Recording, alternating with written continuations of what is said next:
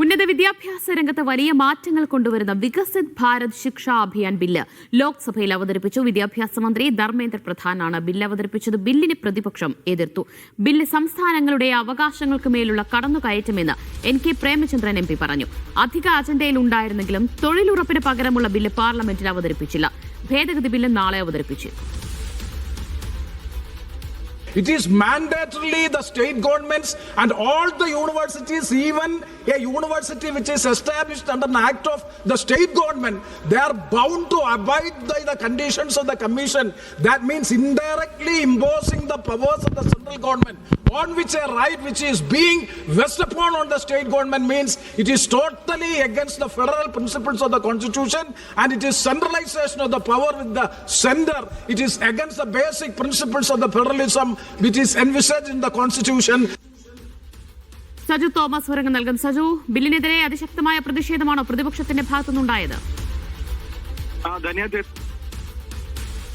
ദിവ്യ, തീർച്ചയായിട്ടും ഈ വിഷയവുമായി ബന്ധപ്പെട്ട് പ്രത്യേകിച്ച് സംസ്ഥാനങ്ങളുടെ ഫെഡറൽ സംവിധാനത്തിന് മേലുള്ള ഒരു നിയന്ത്രണം, അതിനുവേണ്ടിയാണ് ഇത്തരത്തിലുള്ള ബില്ലുകൾ സഭയിൽ അവതരിപ്പിക്കുന്നത് എന്നുള്ള പ്രധാനപ്പെട്ട ആക്ഷേപമാണ് ഇപ്പോൾ കോൺഗ്രസ് അടക്കമുള്ള പ്രതിപക്ഷ പാർട്ടികൾ ചൂണ്ടിക്കാണിക്കുന്നത്. പ്രത്യേകിച്ച് സർവകലാശാലകളുടെ മേലുള്ള നിയന്ത്രണം പൂർണ്ണമായിട്ടും കേന്ദ്രം ഏറ്റെടുക്കുന്നതിന് വേണ്ടിയുള്ള നടപടികളാണ് ഇത്തരം ബില്ലുകളിലൂടെ ഇപ്പോൾ കേന്ദ്രം നടപ്പാക്കിക്കൊണ്ടിരിക്കുന്നത്. വികസിത് ഭാരത് ശിക്ഷാ അഭിയാൻ ബില്ലാണ് ലോക്സഭയിൽ വിദ്യാഭ്യാസ മന്ത്രി ധർമ്മേന്ദ്ര പ്രധാൻ ഇന്ന് അവതരിപ്പിച്ചത്. ബില്ലിനെ ഐക്യകണ്ഠേനയാണ് പ്രതിപക്ഷം എതിർത്തിരിക്കുന്നത്. ഉന്നത വിദ്യാഭ്യാസ രംഗത്ത് വലിയ മാറ്റങ്ങൾ കൊണ്ടുവരുന്ന ബില്ലാണെന്ന് കേന്ദ്രം പറയുമ്പോഴും നിയന്ത്രണമാണ് സർവകലാശാലയ്ക്ക് മേൽ കേന്ദ്രത്തിന്റെ ഒരു നിയന്ത്രണം വരുന്ന ബില്ലാണ് പുതിയ രീതിയിൽ ഇപ്പോൾ അവതരിപ്പിച്ചിരിക്കുന്നത്. വിദ്യാഭ്യാസ മന്ത്രി ധർമ്മേന്ദ്ര പ്രധാൻ ഈ ബില്ല് അവതരിപ്പിച്ച ഉടൻ തന്നെ കോൺഗ്രസിന്റെ ഭാഗത്തുനിന്ന് വലിയ രീതിയിലുള്ള പ്രതിഷേധങ്ങളുണ്ടായി. ബില്ല് സംസ്ഥാനങ്ങളുടെ അവകാശങ്ങൾക്ക് മേലുള്ള കടന്നുകയറ്റമെന്നാണ് NK പ്രേമചന്ദ്രൻ MP അടക്കമുള്ളവർ പാർലമെന്റിൽ പ്രത്യേകിച്ച് ലോക്സഭയിൽ ഇന്ന് പറഞ്ഞിരിക്കുന്നത്. ബില്ലിനെ മനീഷ് തിവാരി അടക്കമുള്ള കോൺഗ്രസ് നേതാക്കളും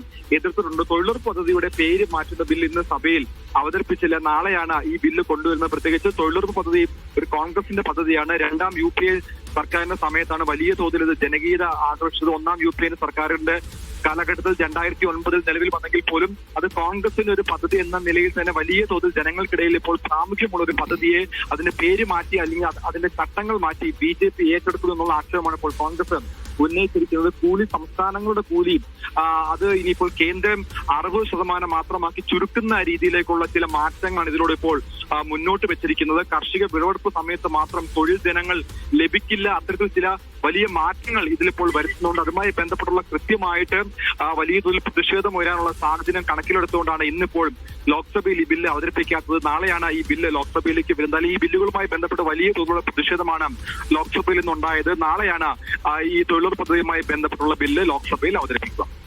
വികസിത് ഭാരത് ശിക്ഷാ അഭിയാൻ ബില്ല് പാർലമെന്റിൽ അവതരിപ്പിച്ചു. പക്ഷേ പ്രതിപക്ഷം അതിനെ ശക്തമായി എതിർക്കുകയും ചെയ്തിട്ടുണ്ട്. സജു തോമസ് ആണ്.